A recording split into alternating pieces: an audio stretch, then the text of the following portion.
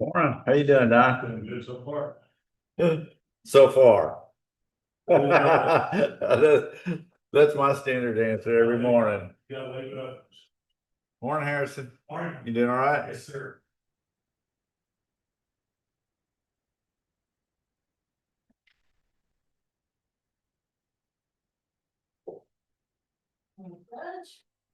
Put on my sunglasses for that time.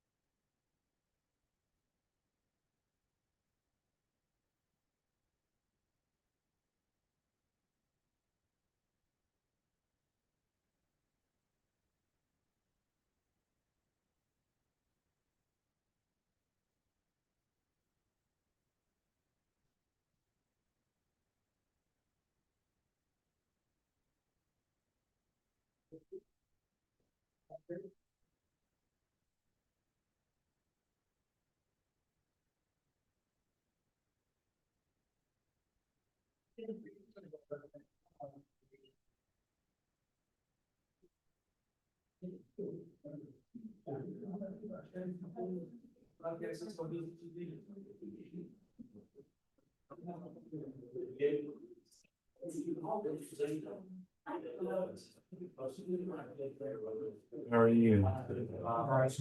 You all right? Doing okay?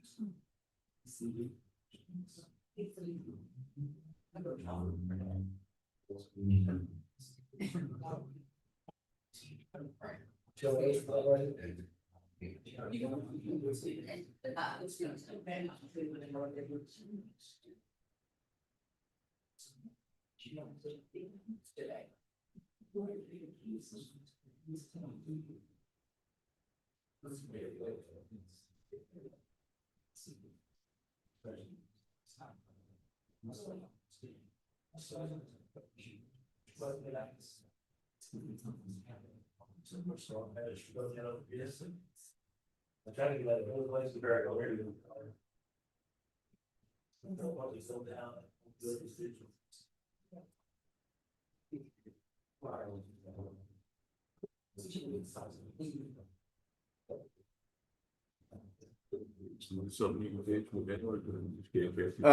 I need this Tahoe taken out to precinct 35.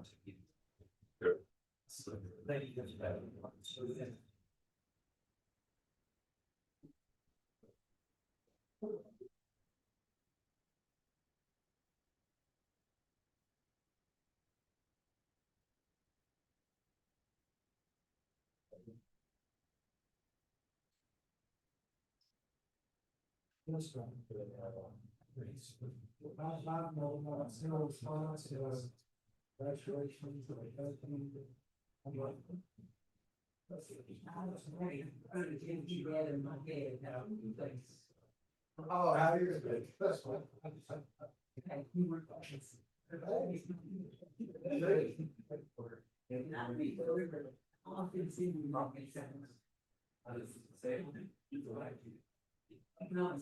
Well, I told you like if the world was world, the other, you know, about starting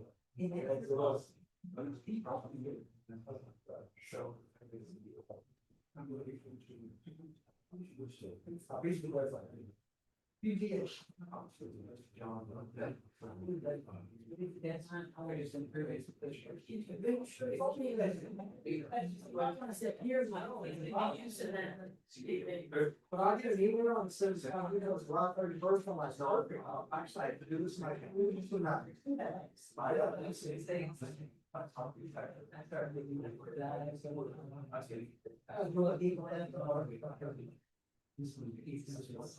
they don't work like that, I'm like, oh.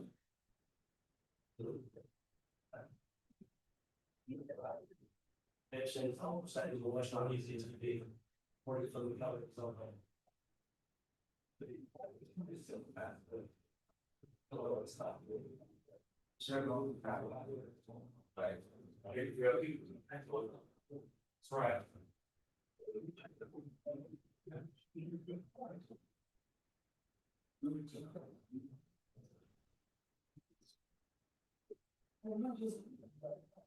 I can hear some free.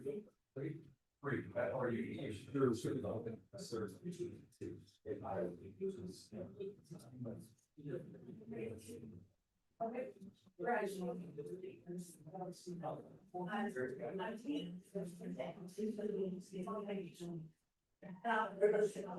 God bless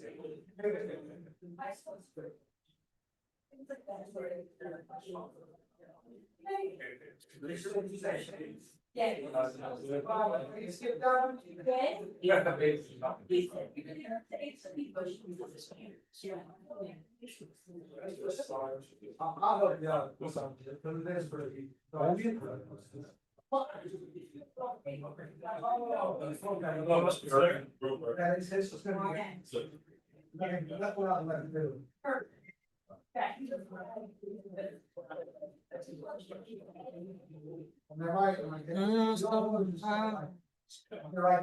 Morning.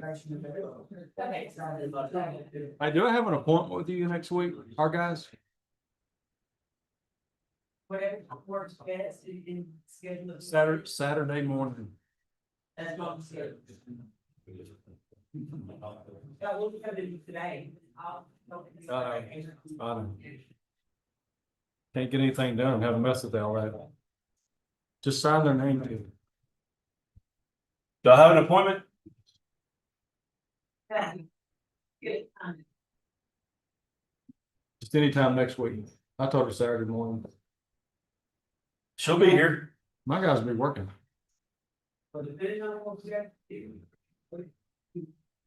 Not on Friday, I'm not gonna work on, I'm working on Friday. are you? No, they don't start getting stuff done. Huh? I've got a lot to do. The window of the year is closing. You will be till 6 in the evening? It's actually. Okay. You're so dedicated. Have you sent a link? There it is. I did not put any.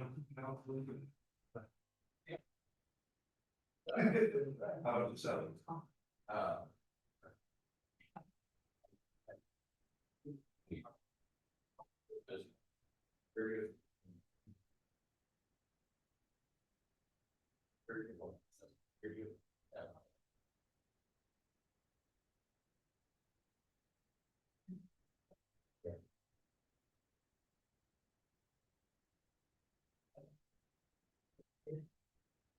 Spread out today. What, are these yours? Yes. Okay. They're not gonna go off, are they? They just go record what y'all said. Okay. Don't mind. All right, if you would please stand. We'll open our meeting in prayer. I've asked Harrison Free with Lakeside Baptist Church to open us today. So let's pray. Father, we acknowledge all things belong to you, including our lives and including our county and our communities. So God, we entrust all these things to you, these matters to you, and ask that you would give us wisdom to steward these things well today. God, we ask for wisdom, we ask for unity when it comes to these matters of business that will be discussed today, but God, we also ultimately pray for strength to continue to do the right thing, even when it is not always the popular thing. So help us, Lord, to continue to serve our communities for the good of those that live here. And we ask that in all things you would be glorified by our time here this morning. We ask all these things in the name of your one and only Son, King Jesus. Amen. Amen. Thank you. All right, pledge the American flag. Salute. I pledge allegiance to the flag of the United States of America and to the republic for which it stands, one nation, under God, indivisible, with liberty and justice for all. Pledge the Texas flag. Honor the Texas flag. I pledge allegiance to thee, Texas, one state, under God, one and indivisible. Well, that was weak, guys. We'll have to do a preliminary next time to, Just Cliff wasn't here. doing here.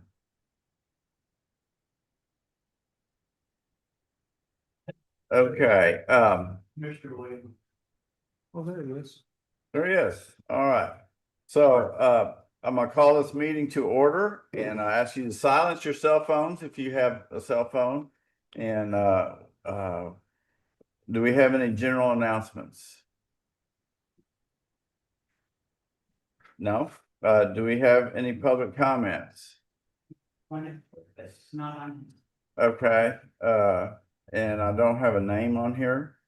I don't know who this is, but, the request, public comment request is not for anything on the agenda, so we cannot allow it to occur. If you read whoever, sent it, the court rules are right up there.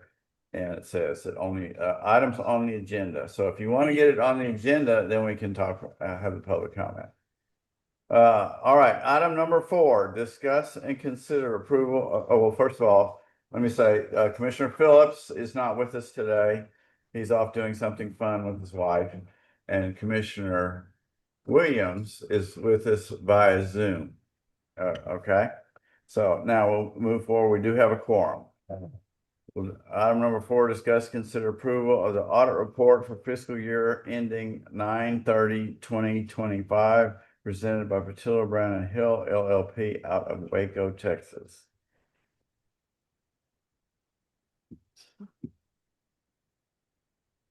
Good morning. Morning. Morning, Commissioners and Judge. Thank you for the county auditor, the finance team who we worked closely with. Cameron Aaron with Patillo Brown and Hill out of Waco. And I'm sorry, your name is Cameron Aaron. Cameron. Okay.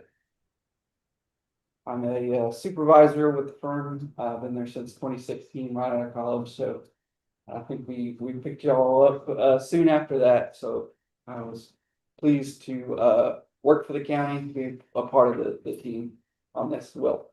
Today I'm presenting it's essentially a draft of the financial statements as of right now. There's some tweaks left to go in the management discussion and analysis and a few little things, but that's mostly some cleanup stuff. Following our final review process, we still have a few things left we have to do as auditors. Since we are helping draft financial statements, we now have to, according to standards, which have been updated recently, we also need more review, somebody else coming in and reviewing our work to make sure we're following all the guidelines appropriately. Also, one other thing was we noticed late in the game, there was some FEMA money that came in, that expenditures ended up being over $1 million during FY25, which we realized some of that money came in right after fiscal year end, which we posted also the revenue to match the expenditures. But that ended up triggering a separate single audit.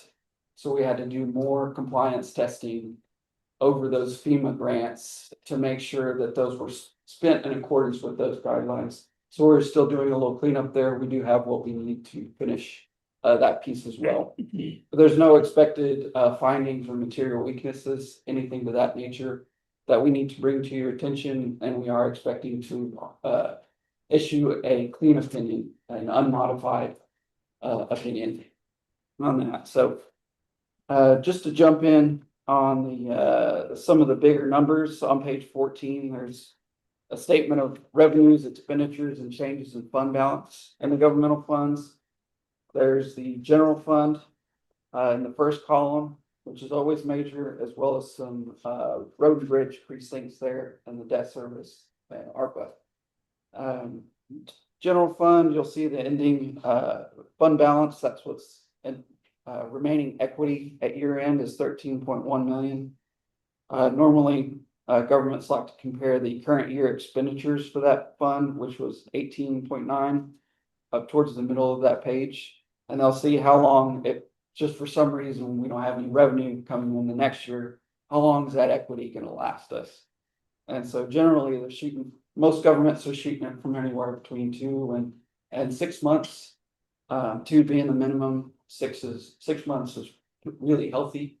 CR sitting just beyond that, which is a healthy fund balance to have. And I think fund balances ended up going up almost across the board, not too much for any, general fund went up 220,000. A lot of places that I've seen here quite recently have actually been going down, especially school districts recently. So for county, that's a great spot to be in. There's the road and bridge were major funds this year. You'll see your debt service also went up for your property taxes, just a little bit coming in there. The ARPA grant, which was counties continuing to spend those funds in accordance with grant guidelines.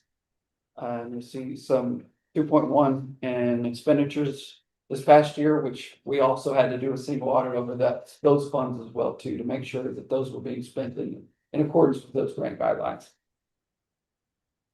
So we ended up for the single audit, which it turned out to be 3 other audits on top of the financial statement audit. So we tested off the ARPA funds, the FEMA money, and the state single audit for those rural SB 22 funds that counties have gotten here pretty recently. Those schedule of expenditures of federal and state awards are on page 65 and 66 is the state. Y'all had 3.7 million in federal awards and 1.3 million in state awards.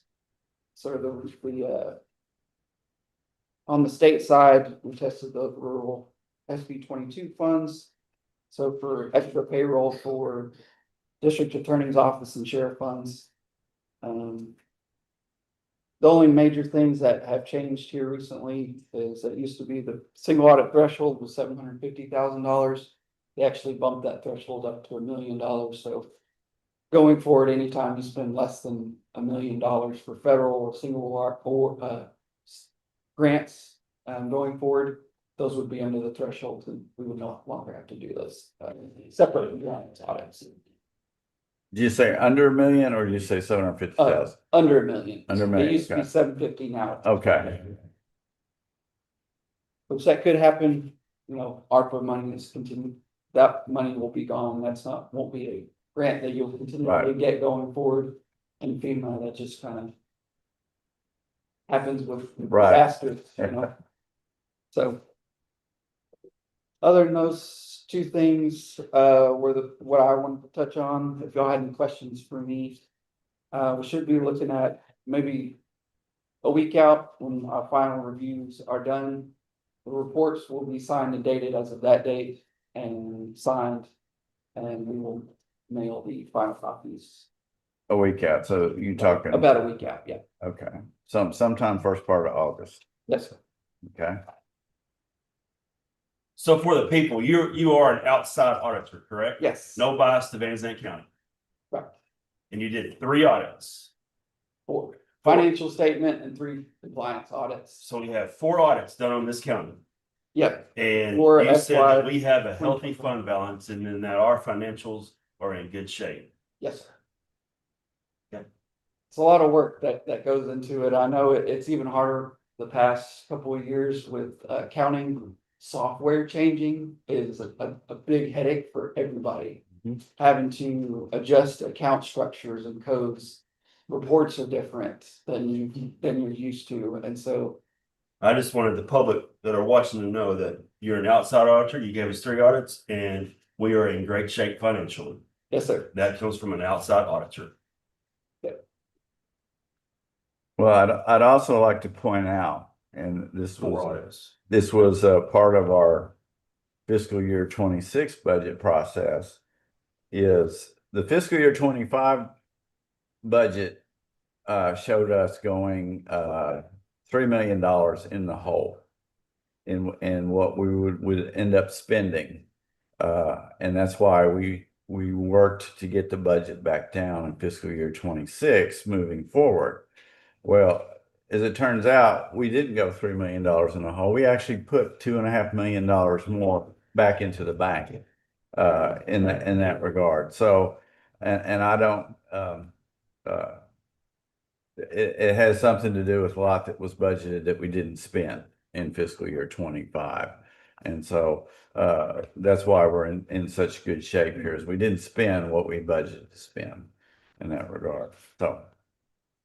Because we were working off numbers that weren't correct. Is that correct? Is that right? When we started our budget last year?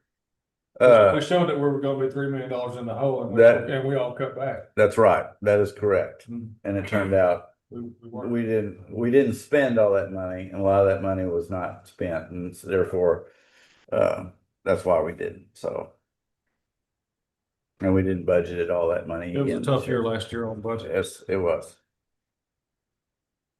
Okay. So are there any questions for Cameron? Thank you very much. Looking forward to getting the final product. Yes, sir. Thank you All right. All right, so we don't need to prove anything. Item number 5, discuss, consider designating Emily Reeves as the acting Van Zandt County Chief Appraiser for the Van Zandt County Appraisal District. This is misworded. It should be for Van Zandt County. She is the chief. She is the chief appraiser for Van Zandt County Appraisal District. So we can either modify the motion to do that or just table it and do it next time. What is your pleasure? I don't mind either way. I mean, I like, personally, I like voting on it on issues if we can table when everybody's here, but Cliff's here, Cliff can vote too, so we got 4, so. I'm motion to amend it. Okay. Well, it's just removing the appraisal district off of the end right there. It's just say, discuss, we want to designate Emily Reeves as the acting Van Zandt County Chief Appraiser for Van Zandt County. There is a resolution in the binder that states that. So is there a motion? I'll motion. All right. Is there a second? Mr. Williams, are you there? Can you hear us? I am there. I am here. I am here. I'll second that just so that you know that I'm here. Are you all here? Okay. No, Thank you very much. Motion has been made and seconded. Any further discussion? If not, all those in favor say aye. What about, I might have had more discussion. You were pretty fast. Yes, I am. Do you But have? we a don't discussion? hire her. No, No, Yeah, it's just a designator who. we're just basically agreeing with her. being- Right, that's what we're saying, because you have to have somebody to do do your tax appraisal. Yeah. So, are you good with it? What, the vote? Yes. Y'all just voted it in, didn't you? Well, we'd like to know we would like to have your vote. you got something to say over there, Mitch. Come on, let's get it out. Well, there's just been a lot of questions about taxes for 2 years, appraisals.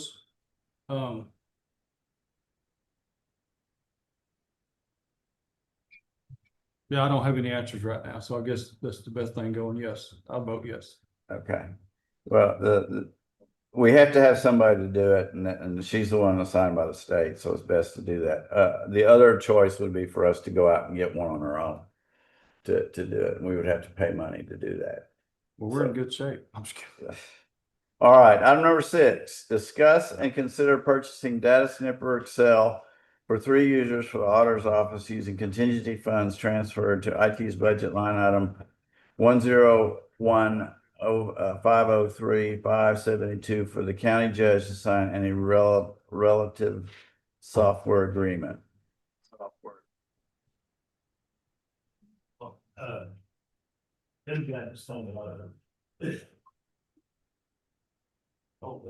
Well, Ben brought this to us. It's a tool that takes from reports that aren't in columns, that are kind of like almost paragraph form, that pulls all the data into columns and rows that are much better to deal with for auditors.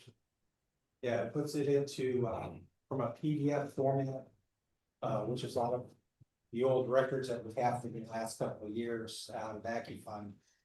We could put them onto an Excel format.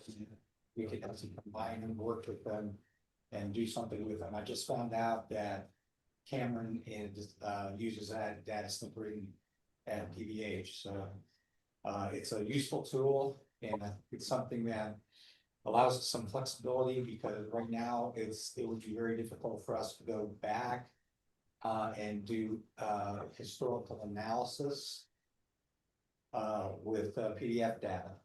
So I think this would be a useful tool to help us out if we can. But a lot of the reports they have would take a lot of time to do that thing.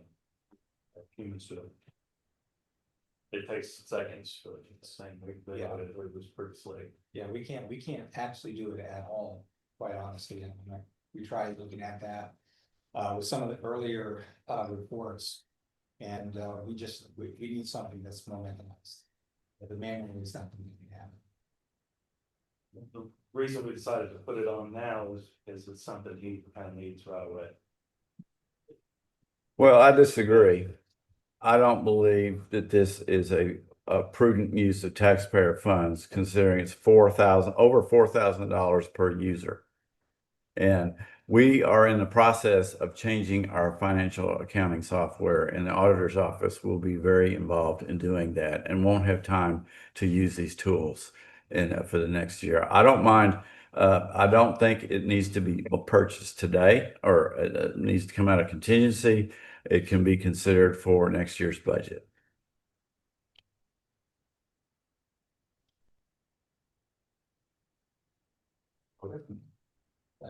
But that's my opinion. We have other commissioners that need this, I agree, Judge. I mean, I'm not saying y'all don't need it, but we're for just start budget. Are there any other counties that are using it? I don't know. That's for that, there weren't counties that were stating this and that, and this out. There wasn't anybody near us, but they're all of the thing. So it sounds like a useful tool, but at $4,000 a user, I don't think we need it at this moment. And until we get into our new financial software and we know what all we have, at that point in time, then we can use this. We could potentially use this to consolidate the data. How many users? We're looking for 3 right now. Oh, yeah, deal 3. Okay. So during budget hearings, you came in and said you were overloaded and asked for a new employee. Yes. Is that correct? Is this to try to mitigate the load that's on you? I mean. Well, it would be useful for us, because up to this point, we've not been able to do historical analysis and trends. Okay, and I think that's something that would be useful. And this would allow us to be able to do that. Because right now we can't read back into the historical data and bring it up in a usable way. But it's not an emergency. Looking back in the historical data, are we talking net data or are we talking AccuFund? Yes. Okay. And so we don't have access to the net data anymore? We have. All we can get is reports, Yes. not the actual, we can't export the data into Excel. That's correct. Okay. That's what I'm saying. There was a report recently that it would help on. Wasn't the payroll? Oh, yeah. Yeah. Compensate them, said slow us down. You said that he would need it pretty quickly. Scott, that's what you said a minute ago. Well, yeah, there was something we had to get, with one of the required reports for the year end. That would have been, helpful with extracting data. And everything had to be done, manually. So that's one of the reasons we're, late with this financial work, it's come in so late. Is because of that. Actually, one, but it's against, required report, we had to do it. And Kenny's team, I think, doing manually. Kind of like the judge said, this is August. And we're gonna start budget next week. If y'all put this in your budget for next year, which starts in October, we're looking at 2 months. And that way, instead of going in our contingency more, we can just get a budget, y'all can budget, and then see what we can do from there. And you'd have it October 1st, so I'm looking at 60 days. When will we lose access to that data information? Before. The budget starts. Yeah.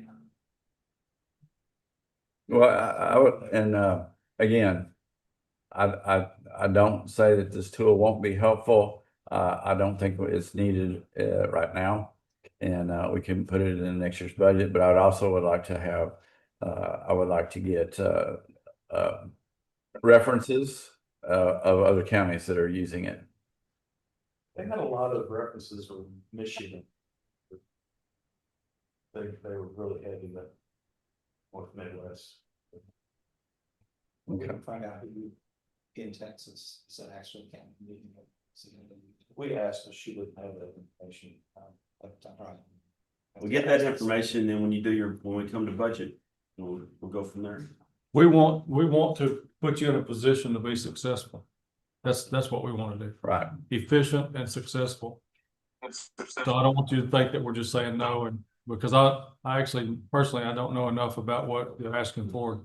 I should have had a conversation with you already. Probably about it, but It's a tool, it's an Excel tool.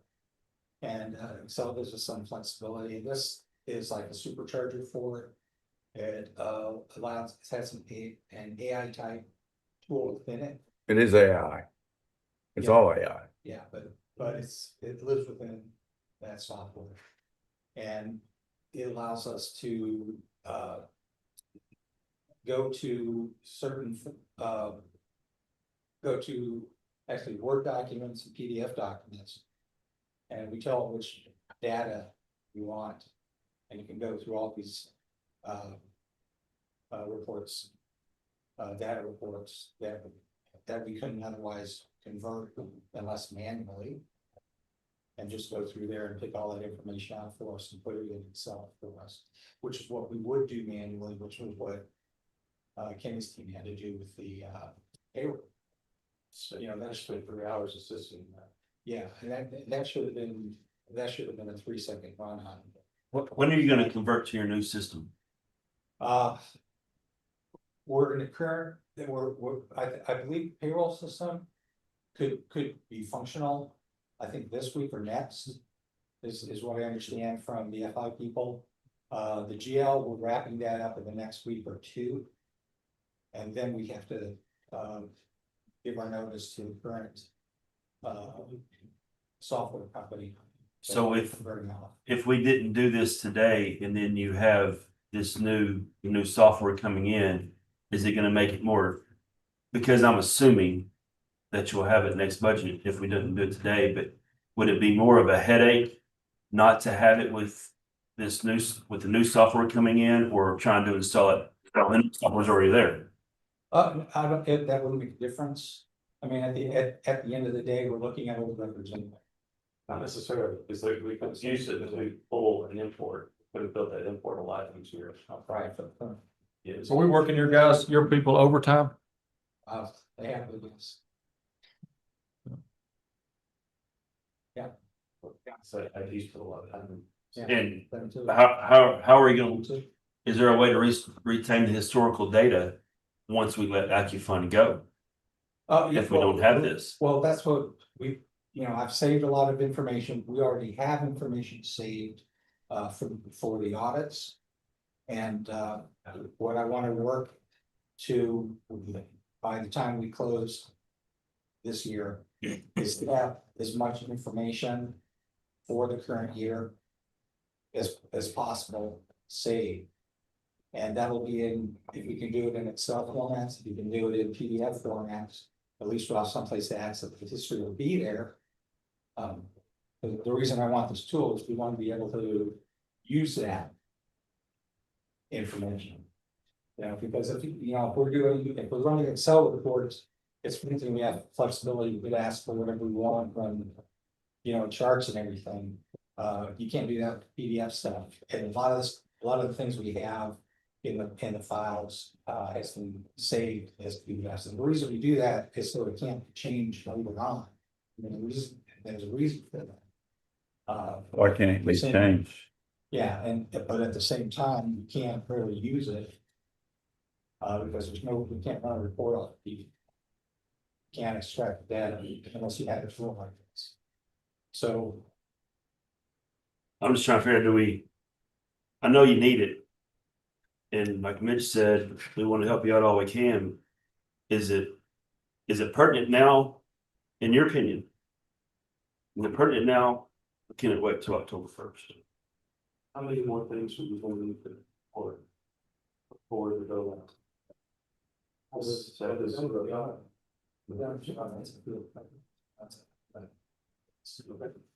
I think we'd be okay if it put it down to 27.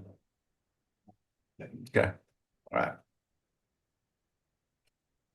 Good Why do you deal. need three? Why is it you need three, Ben? My staff, You want, everybody's gonna be doing this at the same time? well, I want them to have that ability, yeah.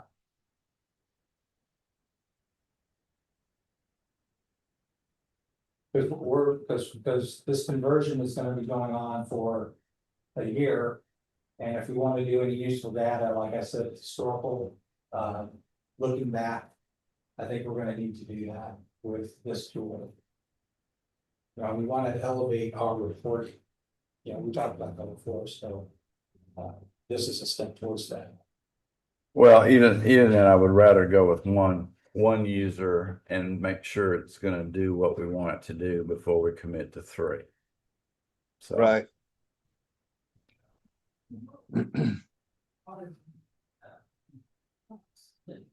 Well, it's gonna be a learning curve, and we need one person to learn how to use it, make sure it does what we need, and then we can add to it.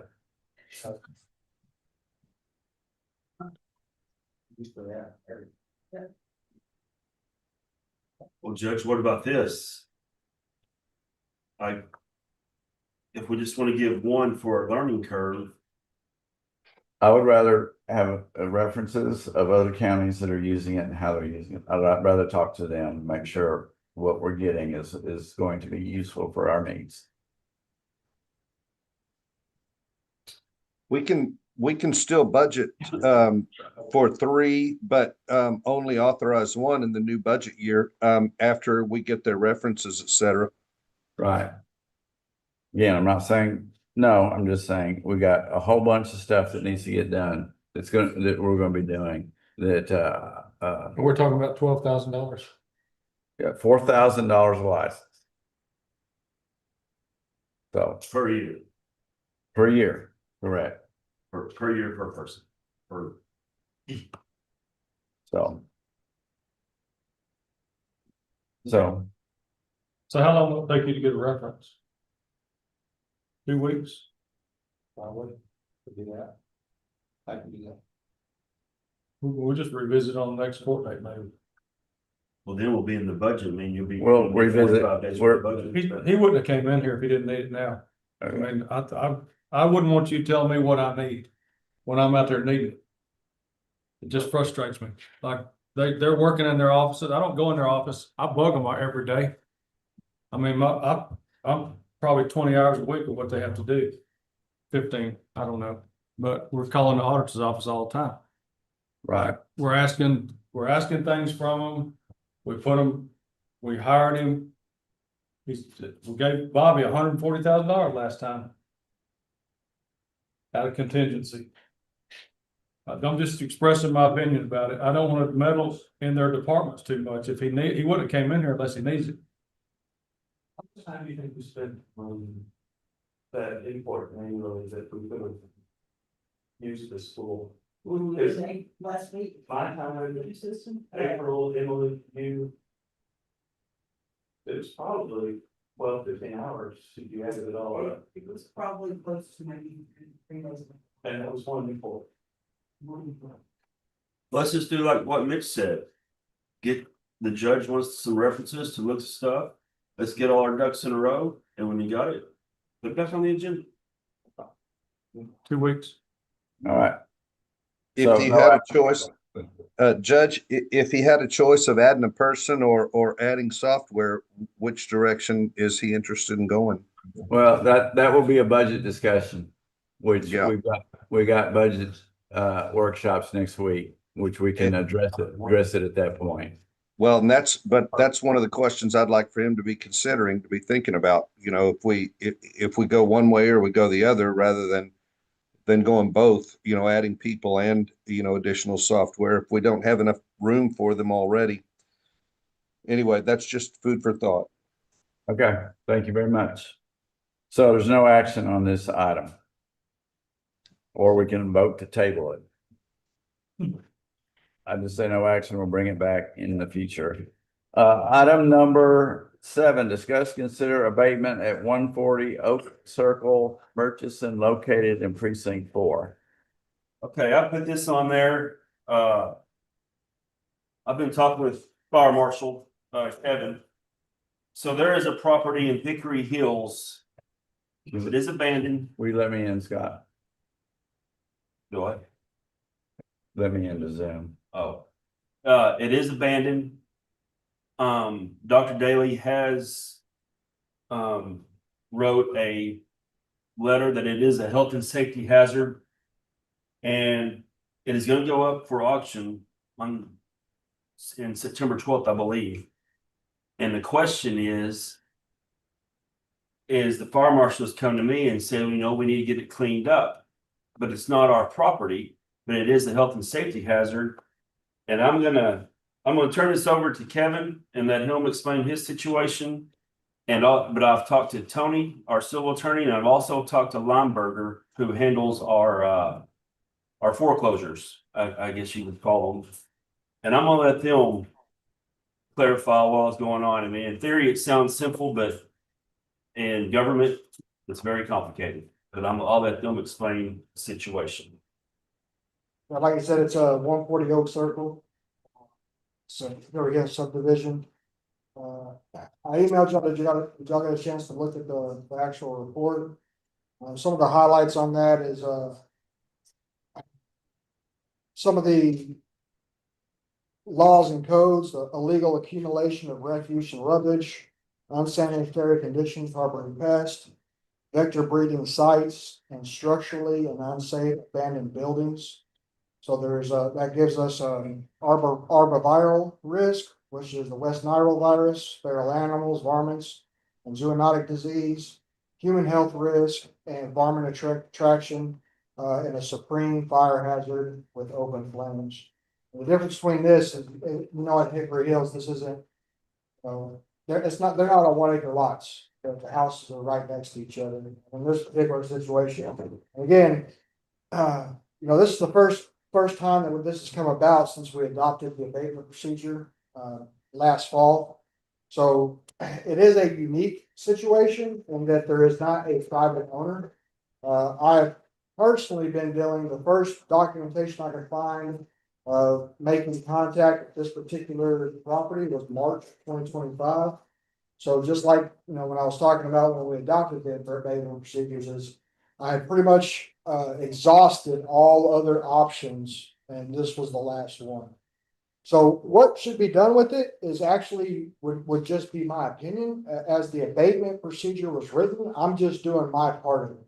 We received a complaint back in March of 2025. We went through all the processes. At some point, it got to where nothing's going to be done. So Dr. Daly and I went out there one day for about 4 hours and walked the entire place. Just to give you an example, the first time I went out there in March 2025, I could actually walk up to a house, knock on a door, and somebody would walk out the door. Now from the street, you can't even see the house anymore. And when you go to look, there's no way to get in the house because there's been so much built up there. So he lives in a tent in his front yard and he cooks on that open flame pit. Who is he? Yeah, so he's what they call a squatter. The reason a lot of this, and so I agree, it gets complicated. Because what had happened is the people that lived there had invited him to live in the house with them, but the person that actually owned the property passed away. And so he just stayed there. So that's what Hickory Hills initially called me back, was kind of a squatter and outdoor burning and stuff like that. And that's where I first got involved. So there is a person that's living there in a tent. But as far as what happens after this, that's the commissioner's court decision. I just did my part as, making contact since March of 2025, all the way through getting Dr. Daly and the commissioner involved and actually going out there and inspecting it and providing the commissioner's court with the report. So, anything as to what should be done, that would be opinion based just on my part. It's really, like I said, I did my part and now it's up to the commissioner's court. After talking with Mr. Acosta, this is not a normal circumstance in that Mitch Curtis owns this property and like there's something that we can do to go after Mitch Curtis or something like this. There are a lot of other intangible things. So I do acknowledge that it's not a simple process, but again, I just did my part as far as inspecting it, identifying it as a health and safety hazard, bringing in Dr. Daly for his medical opinion. He published the report, and now I'm giving it to the commissioner's court so that y'all can just make a decision on what you're going to do. Okay, who owns the property? So, Mr. Acosta is going to have to tell you that because again, Who is going to be required to do the cleanup? That's Andy, that's where I think we need to get Tony here because I've talked to Tony and I've talked to Lineberger. And I think Tony can answer your questions. Can you answer my question? I Sorry. can. So currently, according to CAD, it's a sheriff's deed. So the sheriff owns that property, which if you go even further, that would be the county. So the county owns the property. As far as the process goes, according to the fire marshal, the commissioner has to go out and obtain bids for the abatement procedure. That I guess those quotes that you receive then you have to determine, the court has to determine whether or not they're going to move forward with that abatement procedure. There's still a lot of things that have to be done. But like the county would have to pay for the the abatement. county ultimately would end up having to pay for the If abatement it's procedure. going to foreclosure, will that property then go to somebody else? If someone were to purchase that property at that time, they would take it subject to any liens that are on that property. This abatement procedure would apply and have a lien put on that property, which could potentially prevent somebody from voting or purchasing that property, especially if the cost of that lien or that abatement procedure was extremely high. It's a biohazard, is that correct? That's what Dr. Daly, I believe, mentioned? environmental, biological. So when you look at that in the past, those abatement procedures for biohazard are extremely expensive. So potentially you're looking at, and this is pure speculation, $10,000, $15,000, $20,000 added to the actual value of that property. Which if a bona fide purchaser were to go and look at this property and say, I'll purchase it, and then finds out there's a $10,000, $15,000, $25,000 lien, that may dissuade that individual from purchasing that property. Which means then at that point in time, the county would retain that property. I don't want it. How long will that process take? For the abatement, Like before we could possibly get our money back if they just abandoned it? that is pure speculation. We don't know. That property would have to go out of the hands of the county before we could even attempt to collect that lien, or we just let it go and eat the cost of the abatement procedure from the county standpoint. It's gonna take a hazmat, something like that. It's been what word, it's been advised from Lineberger, not Tony, from Lineberger, our attorneys who deal with this, to stay away. We do not want to be liable for this. We looked to see if Hickory Hills already had a lien, because they file liens in our office quite often Yeah. for stuff like this. I don't know if they have the ability to file a lien on it, other than for failure to pay their HOA dues. I don't know if they have or not. Okay. So Hickory Hills owns the land? No, Okay, so we don't, so the sheriff owns the the land. sheriff, it's in the sheriff's hands due to the fact. We'll that make him clean it up. Again, you could do that as a court, however, that cost still goes to the county. And you'd have to explain to the sheriff. He's loving me right now. So anyways, As Commissioner Barton mentioned, it's scheduled to be sold in September, which is approximately 6 weeks away. what is it, a quarter of an acre? Something like that? It's probably not, It's probably not simple gonna- in theory what to do, but legality it's not, and. You know, I got legal advice on this. And that's what we pay our lawyers for, and both of them told me. You do not do anything with this, because then we are liable. And I don't Well, want we to put us in probably should have a got legal liable counsel situation. before we decided to start having an abatement program. So If we're not, willing to do abatement, then. What do we I think do? this is a unique situation. It's not a normal situation. I wouldn't think any abatement situation would be normal. I just don't know. I mean, like, I think there's gonna be litigation in every one of those situations. Like, There's always that. there'll be liability in it for the county every time we get involved in something. I would think there would be. I don't know. There's always that potential. And so as far as, legal counsel goes, whenever we were fighting this. Well, I remember Mr. Costa was in the process yet, but, Mrs. Curry, DA, whenever I would send out a new draft, she would send notes, and if we had a meeting about it. One of the meetings, she definitely told me some things to change, so. But we did get legal counsel as far as how to write it, and all that kind of good stuff, and this all function in Texas government, But Brandon can't go out there and clean it up, him personally, like with his crew. yes, he can. It would just, he would. We're not Simple. You would need to get a quote on what it would cost for his crew to clean it up. And then if the commissioner's court said, yes, go ahead and clean it up, then whatever the cost was for his crew to clean it up, would be put placed as a lien. On that. But I will say, I don't even know how to say this. But I'm not putting my crew to clean up something, especially when hazmat and bio. Does not happen. That's more of a specialty area. Yeah. Most of the stuff, I guess, that's biohazard would have to go to the incinerator. Where's one of those at? What if we scheduled a fire, training program? That, I mean, if the fire department. You would have to ask them about that. So we're gonna table this? No, my recommendation is, maybe we need to look deeper into this.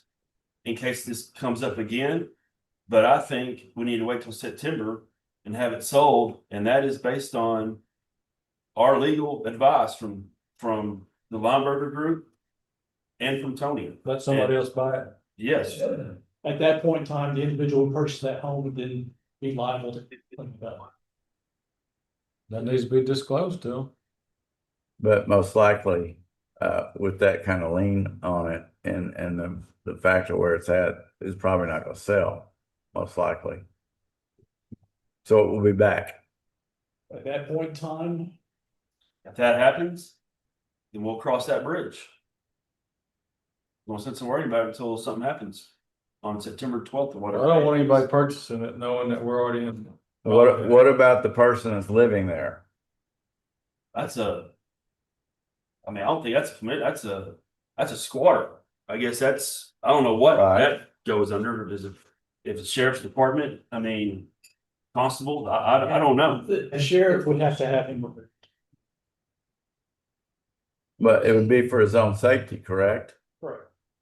And the sheriff does technically own the property. So, Then where are you gonna put it? I mean, I'm not on the third floor. I'm on He's the in a second tent. floor, but He's living in a tent right now, isn't yeah. Yeah. So you move to a town, somebody, I mean, you put him in jail, you put him in, I mean, well, what do you he? do? Well, with you him, wouldn't, honestly? you wouldn't put him in jail, unless he wouldn't leave. He's got resources and I'll talk to him about the possible resources for this, give them to a shelter and stuff like that. The only issue is it's gotta be willing to accept it. So what is the concern of Lineberger? Like, what is the Liability. for what, for, Oh, they- The cost. The cost of the abatement procedure would be put in place right now. You attach a lien to that piece of property and then you're adding additional cost to a piece of property. Let's use the number $10,000, for instance. And then you add another $10,000 to $25,000 on there. Just use this, hypothetical numbers. Somebody who's willing to pay $10,000 for a quarter acre lot, but now sees a $35,000 tag on it, may not purchase that. So if we don't do anything now, we sell it on, we try to sell it on September 12th. If it sells, good. If it doesn't, then we come back and we got to figure something we out. as the county sell it? Yes. I But there's would no not be, sense in I putting would the not county in be, the situation right now if we don't have to be in the situation. I just wouldn't want to try to sell it without disclosing that there is problems there. That is something that Lineberger has to, I guess, inform the potential buyer about. And the court has the ability to allow, I guess, the abatement procedure to, It may be already in the information it may in my be, office. If it's already there, so it may be already in the description. What kind of information would there be on there? What would that, what would it disclose? Like, I'm just curious, like, what would it say? County is requiring this to be cleaned up, Let me go pull- fire marshal has, I'll go see if we've got it. I mean, I just think that like, I don't wanna leave, I don't wanna do somebody that way. Like, I want them to know what they're getting into. most of the times those sales are subject to the condition as is. So it's up to the buyers a lot of times to go out there and take a look and verify what they're buying. And also, Well, there are a lot of people that would look at that mess and say, I can clean that up. Sure. and it's gonna be there another month. Which is not good, but it's the situation we're in, and there's no right or wrong answer here, it's just my opinion, but. How did it get there in the first place? In that community shouldn't have let it get there. So we shouldn't be responsible for that until we have to be responsible for it. It didn't happen overnight. Mitch, Commissioner Curtis, one thing that I might mention is that if we begin the process of providing notice of potential problems or liabilities related to properties that are sold by Lineberger, it might commit us to having to disclose, or people believing that they can rely on the county to disclose all the problems, liens, everything that properties are subject to. So it might put us in a position that we ultimately don't want to be in order to try, because each of these buyers know that they're buying a property that has difficulties and problems. So we might consider that as well.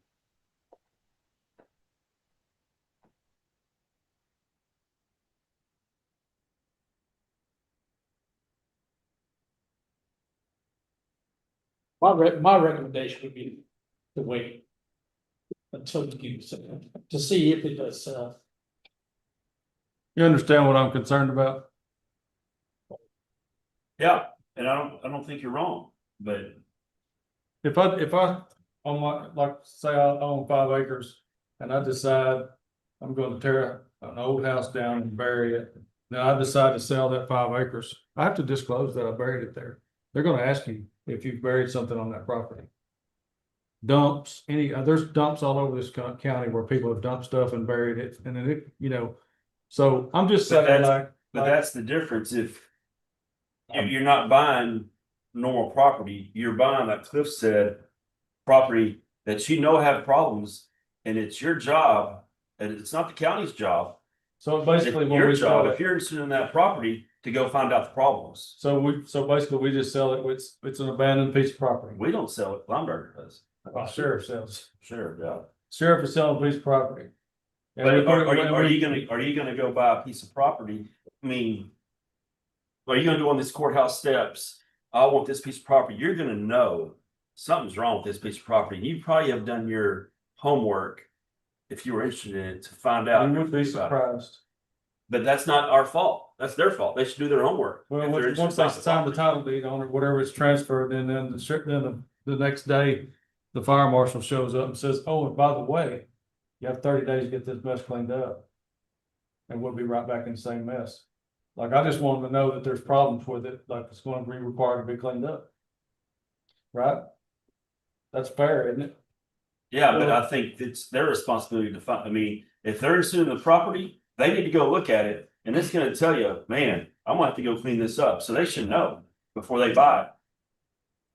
I wouldn't be opposed to the fire marshal posting either on the property or in the notice that, you know, potential biohazard. I mean, so far we've heard this, but you know, unless Dr. Daly is saying that there's some, you know, in the document that the judge is showing here on the screen, unless Dr. Daly says there's biohazard or there's hazardous material out there, I think that, you know, if it would be in Commissioner Curtis's idea of notice that we could have the fire marshal post on the property, so anybody who goes by there, or it could be, you know, just a post. Or it could be Even with provided by the- line order. Yeah, That's a fair that deal. potential biohazard, you know, property. Yeah, we just want to protect everybody and clean the neighborhood up, right? That's what we want. Yeah, I mean, that's the common goal. Yeah. But I've said it, I think 3 times now, it's, in theory, it's easy. But in government, it's hard. Well, if the sheriff owns it right now, we're not in the business of making, he didn't pay anything for it. Right. So if they gave $28 for it, cleaned it up, we'd all be better off. I think I don't it's, That would depend on the cost of the cleanup. If you're I talking. understand that. I'm just saying, I don't want them to give $15,000 for a lot that they think they can clean up for $2,000, and then we've got some kind of thing going on with the fire marshal where he says you have to have a hazmat come in here and they have to pay $25,000, and then they're $40,000. You understand what I'm saying? That's pretty much what the health officer said, is it has to have hazmat cleanup. You know, I'm wanting them to know that it has to have hazmat cleanup. well, my recommendation is gonna be, we do nothing until it goes in the courthouse steps. And depending on what happens that day, we come back and we readdress it. Okay. I'd like to point out in Article 5, Dr. Daly says, Judge, if you'll go back down to paragraph Article 5, a little bit lower. It says here, and I don't agree with Dr. Daly on this. It says that the county must coordinate with local law enforcement and social health services to safely and humanely transition the homeless individual out of the hazardous zone. You know, first of all, that is the county accepting responsibility for something that the county has no responsibility for. You know, despite Dr. Daly's statement there, plus it is a violation of you know, an individual's right. If the individual does not want to be transitioned into some, you know, other living arrangement, they just can't live there. But that's placing responsibilities on the county that I don't think that we have a legal obligation to. And for him to say the county must coordinate with local law enforcement, social health services, that's putting a level of responsibility on the county that I think that we neither have nor do we want to begin going down that road. I agree. The county should have no liability on this. None. Well, earlier in his report, he says we purchased the property, which is incorrect. Well, we didn't We do did not that. purchase the property. We inherited it. due to non-payment of taxes, I would guess, Judge. I believe so. I'm not. Yeah. not- Yes. Failure to pay taxes. And do we know how much the taxes are arrears? I do not. Keegan, we looked at that, didn't we? Yeah, it was like $390, something like that. I would defer to your recommendation because it's in your precinct. Do what? I'll just defer to your recommendation. Well, that is my recommendation. There's no sense in doing something we don't have to do yet. Well, I like the idea of having the fire marshal go out there and post something. You've already done it, okay. So I'm gonna make the motion with no action and we'll see what September 12th brings us. What's that post? How about motion to table until, Let's have it posted on the property, so there's a poll with the address on it, posted on.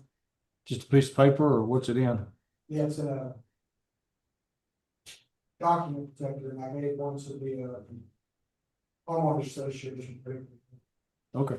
So I'll motion to table until the estate sale in September. all right, And then we'll cross the bridge with what we gotta do then. motion to table.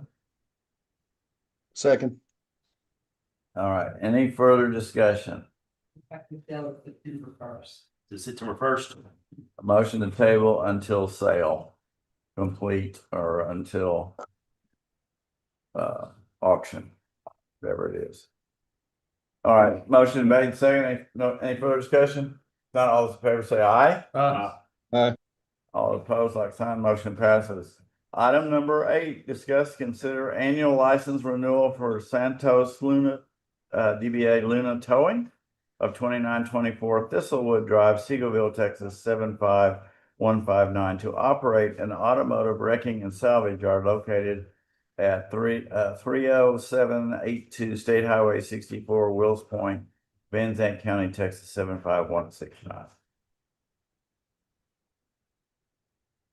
And this was on last Commissioner Court meeting, and we motioned to table it because Commissioner Phillips had issues with the Surface, so the parking lot. So I spoke with Commissioner Phillips the other day regarding this agenda item, and he indicated to me that he's okay now with what has happened out there so far. It's not perfect, it's not the way he wants to see it. He's okay with the progress they have made to this point. He will be having discussions with, I guess, Mr. Luna or Mr. Santos on how to get this into a better condition than it is right now. But at this point in time, he is okay with what has occurred up to this point. Yes, he would love to see it paved, the parking lot area. It's not, but it's much better than it was. So that's what he indicated to me, and if I would be willing to say that for him, he was okay with it, so.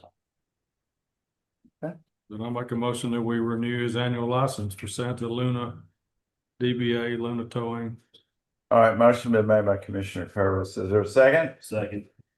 Seconded by Commissioner Barton. Any further discussion? Not all those in favor say aye. Opposed, like sign, motion passes. Item number 9, preliminary budget overview. I put this on here because we are required to post a budget by the end of this month. And I'm not sure, I need to get with the auditor. Is it the 30th or 31st? I'm not sure. But in that budget, if you go by the timelines, we don't have the information to understand what our revenue is going to be. And I just, on Saturday, I got the certified values, which we're going to go over here in a minute. And the appraisal district now is going through to come up with what would be considered the no new revenue and the voter approved tax rates. So until we have that information, we don't really have a way to project what or approve our expenses. So that is why, but the state law requires that we submit a budget by the 30th of this month. So I'm going to go up here. So here's the budget preview. So what what I have done, and this is not, has not really been discussed by the whole commissioner court, but it's what I'm putting forth in the budget. And that is, I'm using the exact same budget numbers from fiscal year 26 for all the operating expenses. Okay. And I have included a 5% payroll increase for the employees. And that would be at the max in that regard. I'll go through those numbers here in a minute, but it is my desire that we take care of our employees, and especially when the price of gas currently is $3.50 or more, price of hamburger meat $7 a pound, is absolutely incredible what all of us are having to go through. And we need to take care of our existing employees, and that's why I put the 5%. It may not stay there. We may, and I'll show you the numbers here in a minute, but we may have to bring it back down. Okay, so with that, with the payroll right there, this shows what, and this is just the increases right here for the salary itself, and then what the total amount would be. So it'd be $535,000 just in the salary by itself. Okay, and then this is the total increase, the total payout right here, including all the benefits. So we're looking at $17 million total in that regard. And of that amount, 500 for this preliminary budget, we're looking at a total of $826,277 increase just for employees. And that's the 5% salary increase. There's an additional $91,000 in benefits that includes entire retirement and payroll taxes. And then our health insurance went up $1,000 per person. That's close to $200,000 a year. So that is the increase amount that I have in the budget that I'm going to be presenting later this week. I just wanted you to know. Didn't the health insurance go up 12%?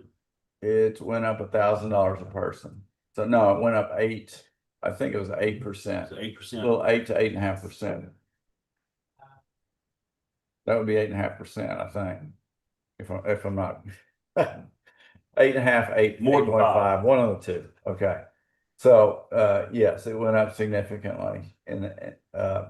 But in health insurance realm, 8.5 is not significant. Okay, that is pretty good. We've been going up about 6% every year, and this is the first year it went up. So that's what I'm going to put in there. Now, as I told you that I got the certified values of the property on Saturday, and then I got a correction on Monday, and I'm happy we got the correction on Monday because, and you'll see why. This shows that, and what this is right here, this was what we used last year for our fiscal year 26 budget. This shows what the assessed valuation of the property taxable, adjusted taxable assessed valuation of the county and for the special road tax. Okay. And that's $5,512,000,428,359. That's what the amount was. Then you go down and you multiply it by the tax rate that we set, 29.6996, and then that gives us a tax levy. And you have to take out what's taken out of this number right here. Not only is the total actual taxable value is around $12 billion, but then when you take out what has been exempted from ag and other exemptions, that brings it down to this right here. So would homestead exemptions be involved in that?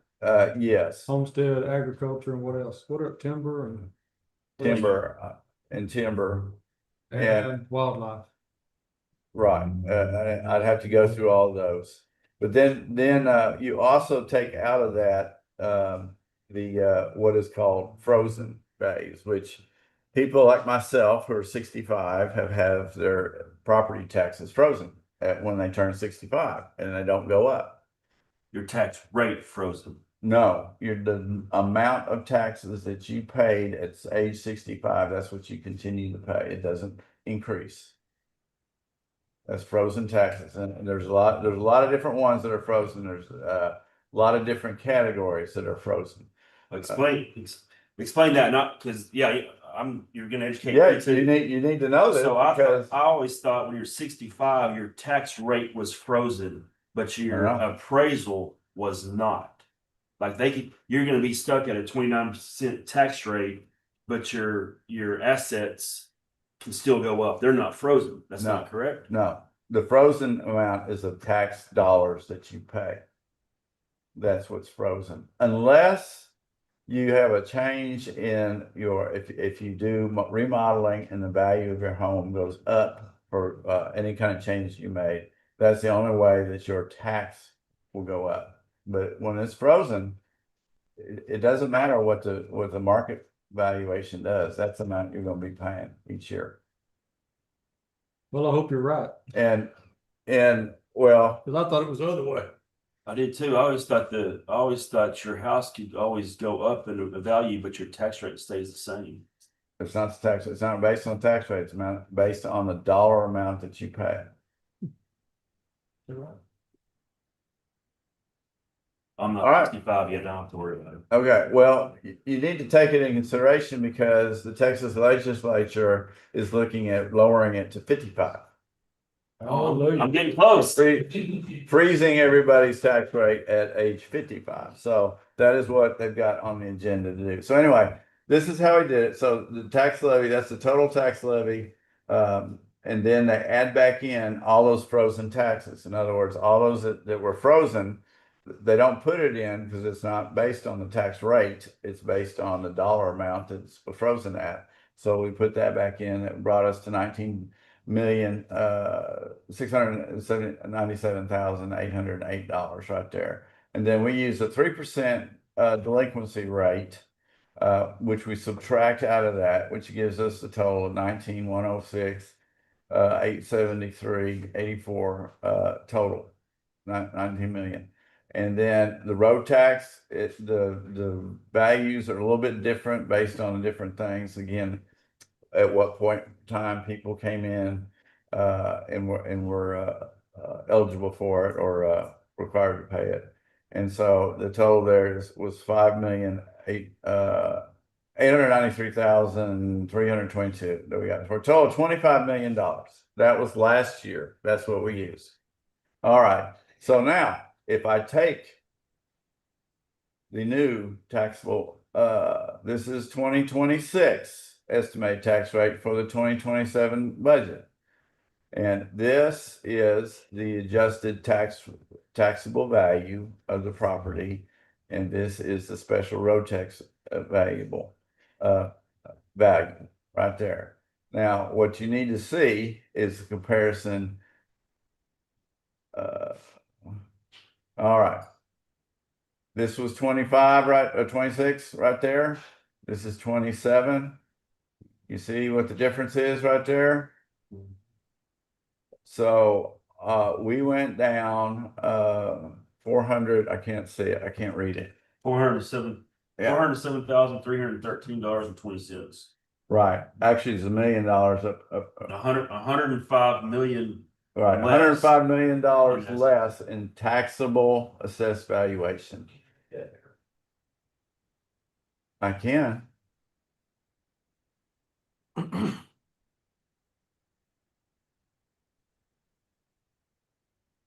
There it is, right there. So, and then, so we are basically going into this year using the exact same tax rate as last year. We would be $407,000, 313 less income than last year. And that's using the same tax rate. That's why we have to wait until we get the no new revenue and the voter approved tax rate. But there's not, and by the way, there was roughly $600,000 in new taxable revenue that's included in this right here. It's included already. From last year or this year? Yeah. From last year. From last year. Well, no, this year. $600,000 in new revenue. New bills. Right. but we still are in a deficit position. And how could you include it in this year's then? It's not supposed to be, is it? We can't use it till next year. It Well, was from last that- year, but. if it's It in doesn't this go year, against the 3.5%. right, again, So our new that, revenue that this new year, revenue amount will come in, or that new property will come in the calculation of the vote of the tax rate.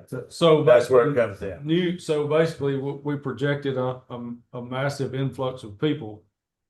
And it didn't happen. No. It has to do with the value of the property. It That's doesn't new have to do with stuff though, people. right? New builds, Yes, right? or new, industrial. It was $600,000 in new builds. I mean, I'm not gonna say it was a boom or an influx, but it's pretty steady. It was roughly $200 million in, evaluation. 200 million is what actually, it was initially projected at 200 and it was 235 is what it ended up being. But again, all of that will come in to play when they determine what the two tax rates are gonna be. This county's growing and this affects, this numbers what? 15, I have the numbers, I don't have them in my brain, I can't think of them right now. What's about the average number of people moving in each year? There's 1,000 people moving in each year. About That's what the 1,000. population growth shows. Which, and you calculate that out, that's rough, and we're showing roughly 500 new structures, new homes that are built each So you year. could tell our filings were down Mhm. this year, right? I mean, you could look at the for sale signs in all over the Right. county and tell you that something's happening. Yeah, there is economic. You can tell like just the school districts are losing kids. Mhm. Or there's to be a housing crisis, but that's another There's gonna topic. be a housing crisis. So anyway, that is what we are going into, and that's what we're going to be addressing. We should have by the end of this week what the tax rates are gonna be. We have, let me see what the next slide is. Okay, this is our schedule right here. We've scheduled budget workshops Tuesday and Wednesday of next week. And then the Monday and Tuesday of the following week. We're gonna have to have a special commissioner court meeting on August the 10th to set what the salaries are gonna be for the employees. Because that we have a deadline in which to get the salaries for elected officials published in the newspaper. And so that's what that meeting is gonna be for on Monday the 10th, so that we can then publish that information in the newspaper. So that's what triggers a lot of different events. The wage increase for elected officials or just for everybody?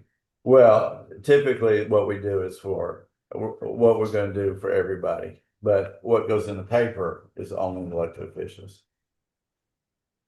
If we're treating elected officials different than everyone else, then that's what the decision that has to be made. So that's our schedule. Any questions?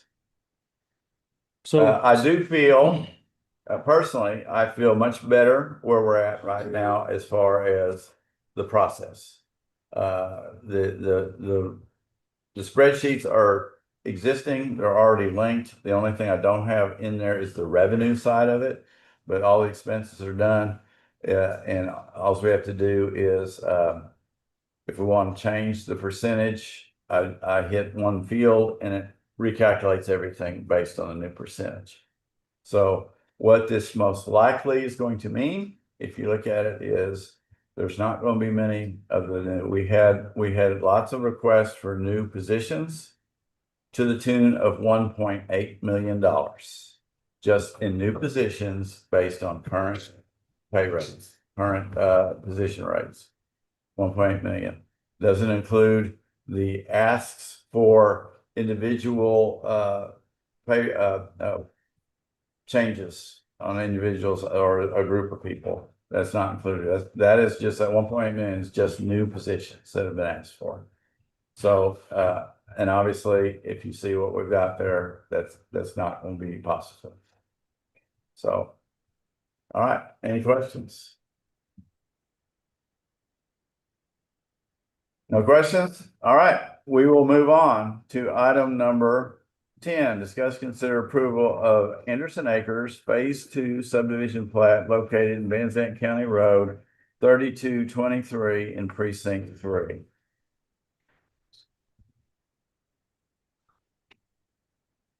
That would be Bobby.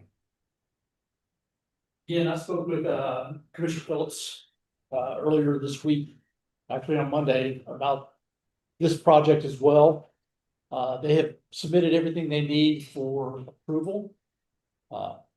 One of the concerns that the county has that this project has already been started. And they're doing some work out there. There's really not a whole lot the county can do to have them stop. I mean, we could tell them to stop until it's approved.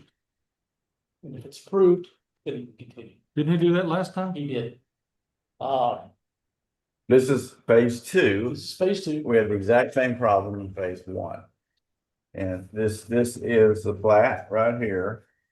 My concern is, and I don't know, but you can see it on the deal.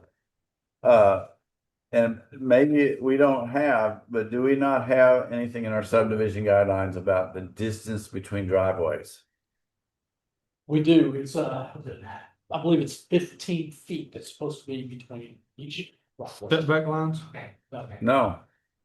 Oh, In other words, basically utilizing one driveway for 2 pieces of property. They are supposed to have 50, how many feet? Street frontage? 60. And if you combine these two, it may be like 28. I'll take that back, that's a different project. Anyway, for a project such as this, I don't think there is or a project, a development such as this, there's I'd have to go back and look at the subdevelopment guidelines to see if there's some exact feet as far as the driveway goes. So. He did do the same process. He began his leveling dirt or culvert or all that prior to getting approval. Now, these are rental, right? They're not selling these lots or building houses, but they're rentals for RVs? Mobile homes. Mobile homes, Double wides. okay? And what is the total distance between, do we know distance between the mobile homes? About this far. So, About how much? but, well, They're all on, I believe they're all on 1 acre lots. okay, And everything else, the OSS permits have all been approved. Our marshal's been out there to approve those permits, electric, everything's been approved. If it's rental property, they don't have to be on a 1 acre lot, do they? You can have 3. He was developing this particular project, it's similar to the one that he did last time, so that's just what he's building. I will say he did go a step further this time, and that he actually put he was going to get a fire hydrant in this particular subdivision. He did. who's the water? Who supplies the water? I don't know what company it was from, but it's in Myrtle Springs, so yeah, we have a fire hydrant in Myrtle Springs, which doesn't just serve that community.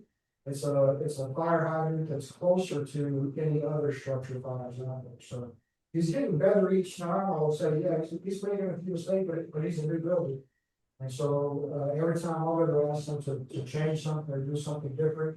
Last time we got to this, I don't think I was here in the early parts of it, I said, hey, if it's ever possible, if you can put me a fire hydrant on that, I really appreciate it.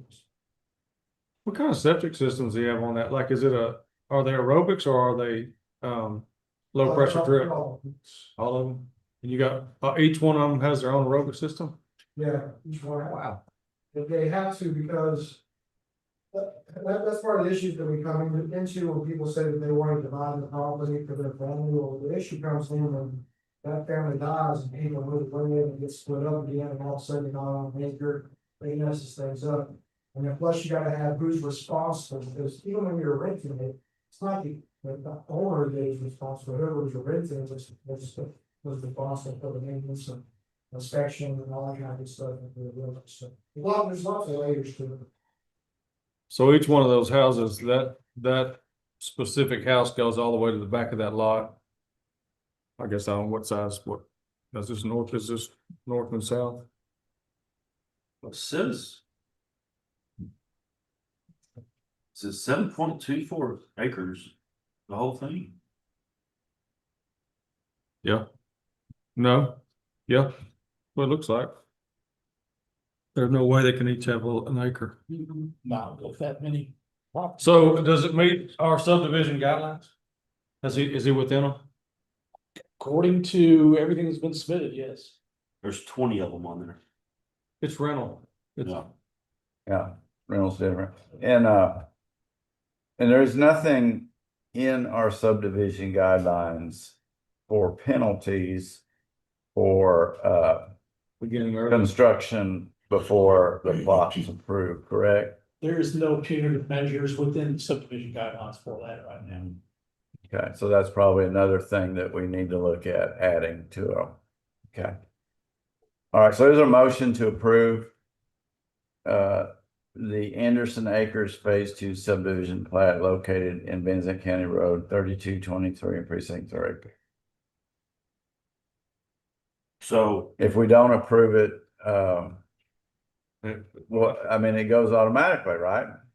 It's Or been 30 days and hadn't been approved automatically. So here's my question. He's done everything. You said Kevin says he's a new builder. I understand and they're gonna make mistakes, so I understand that. He's doing mostly everything right. He's got everything put in. The only thing he's doing wrong is he's starting the work before it gets approved. you had to move houses last time. Last time, Honda stopped. He was here in Yeah. court. Yeah, the slight improvement that was made this time was he didn't actually put any homes out there. He just started doing the dirt work and the leveling and grading.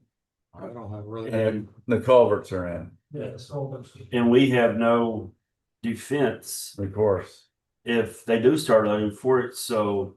No, that's why I asked if he's within the guidelines. If he's within the guidelines, Yeah. we're not stopping. No, So is Bobby okay with that? He is. Okay.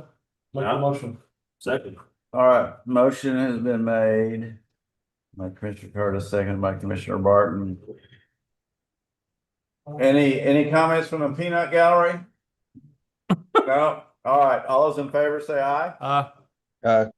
Opposed, like sign, motion passes. Item number 11, discuss consider a replat of the Three Ponds Addition subdivision located in State Highway 64 in precinct 3. He just putting all his stuff when he's gone to make us handle it over here. You go just as easy with or without it. That's cruel.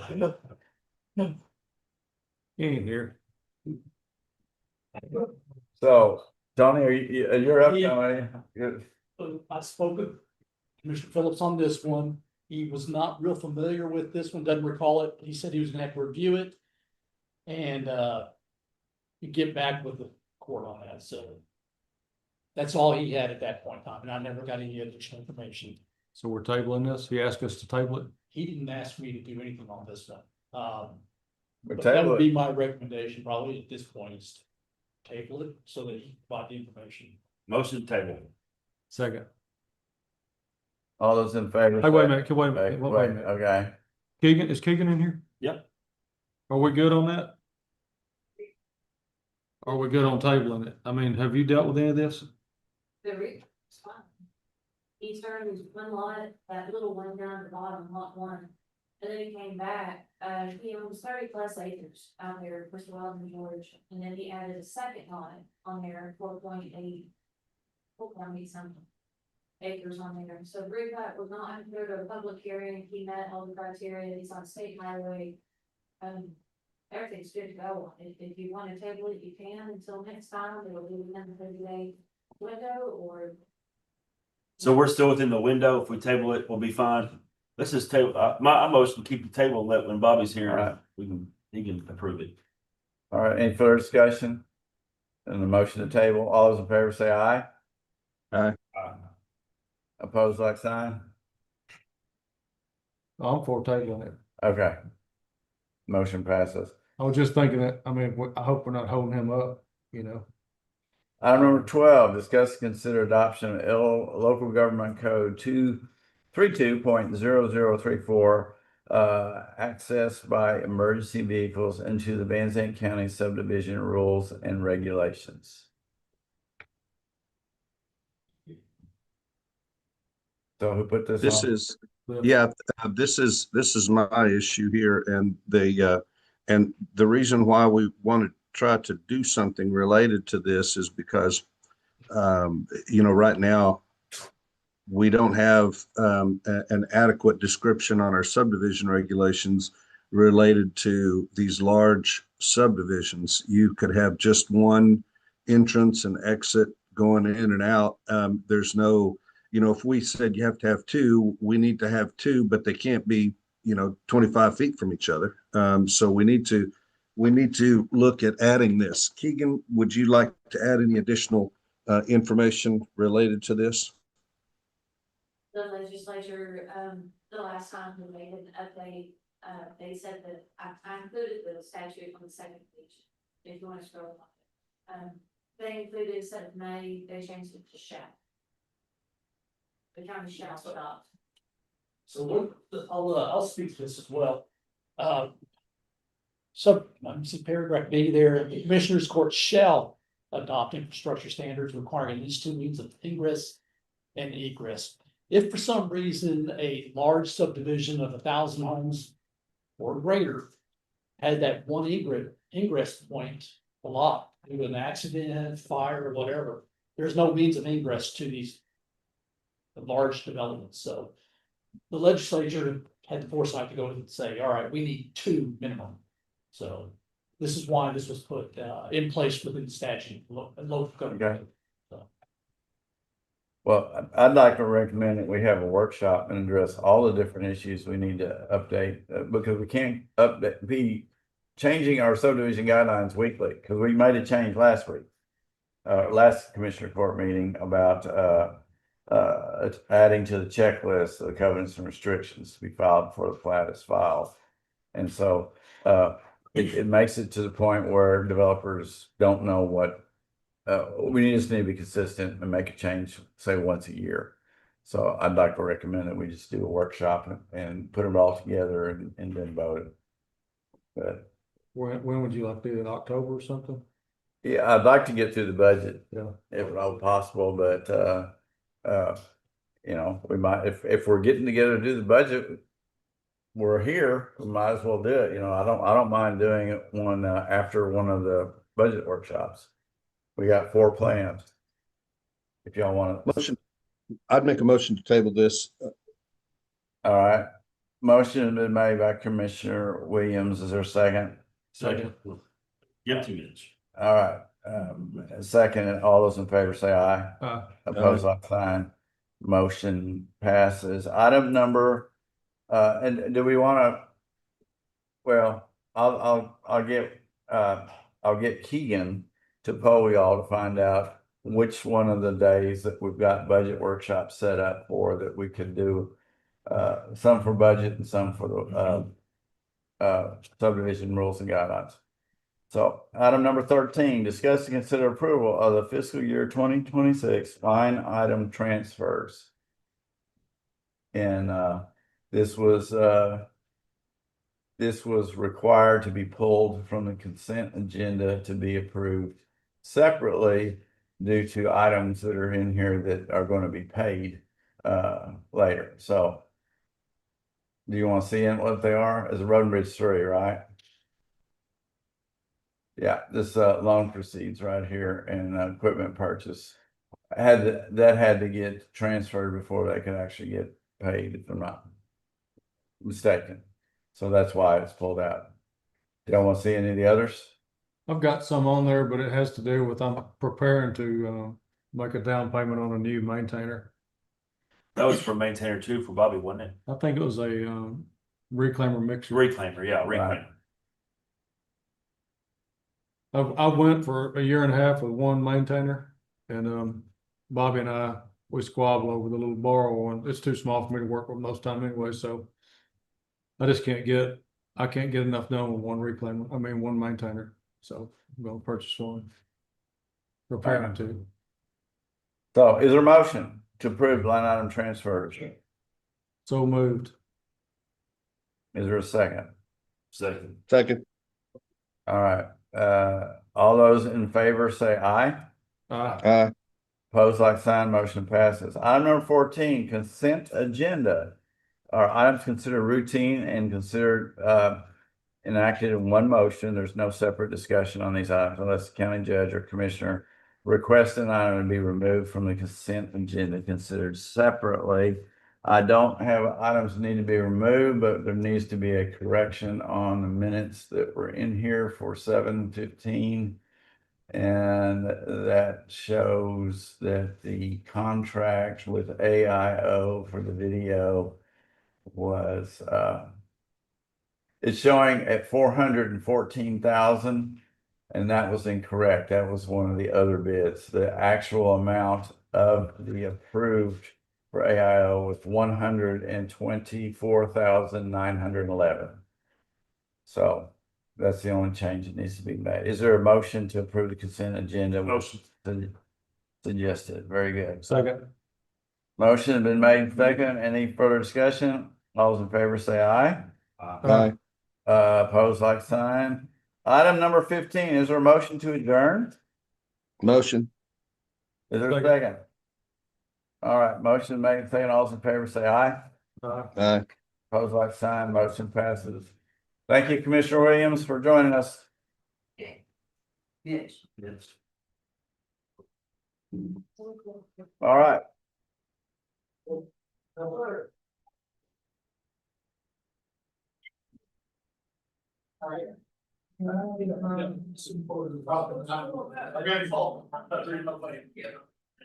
And another extension is on saving finance.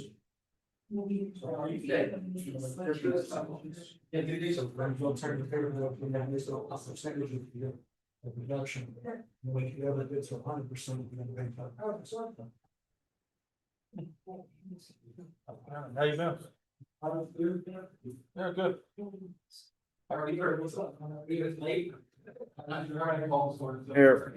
There was the budget proposal. There's the numbers that were in the budget proposal. That's, I'm saying, for question, how we can this first or. Yeah, I mean, I think the American artists, but we got the most and back of chocolate coffee or something. Yes, so actually mine. I know the con, he has them. He's the only one that has this. Oh, we have him do. We're done now. Association.